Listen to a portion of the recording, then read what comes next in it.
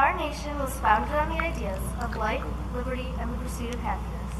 For more than 2 centuries, these principles have guided our views on justice and the way we live as Americans. The First Amendment of the Constitution guarantees our rights to freedom of the speech and freedom of religion. Without these 2 freedoms, I think life would be filled with fear. Fear of what we say, fear of what we do, even fear of the things we read. Imagine waking up every day, afraid that a casual comment or a simple library book could be your ticket to jail. Without these freedoms, where would we be? When I look at other countries around the world, I feel fortunate to know that I can speak and worship without fear.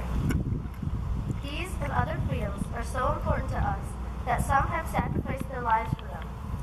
Benjamin Franklin said, "Those who surrender freedom for security will not have, nor do they deserve, either one." Sometimes we forget how our country became free. Although it cost many of our ancestors and family members their lives, generations of Americans have been willing to fight for freedom. These days, we often think about the sacrifices that have been made by those who have served in Iraq and Afghanistan. But even though we're thankful for the service of today's veterans, we can't forget the sacrifices of those who served in other wars.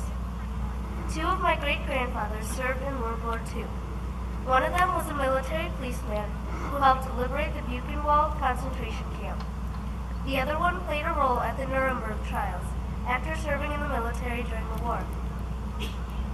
Their commitments and sacrifices are a personal reminder that freedom is never free, and that sometimes we have to be willing to lay down our lives for the things that are most important to us as Americans.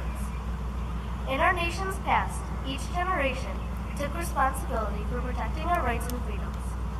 Now it's my generation's turn.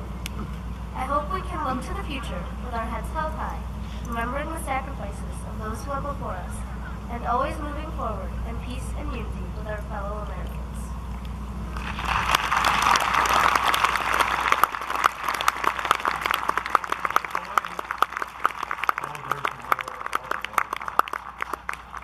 We have a certificate from the town of Penfield. Whose name is that?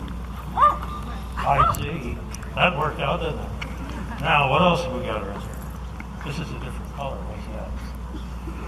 Okay, you have to flip that thing up. Veterans of Foreign Wars in the United States.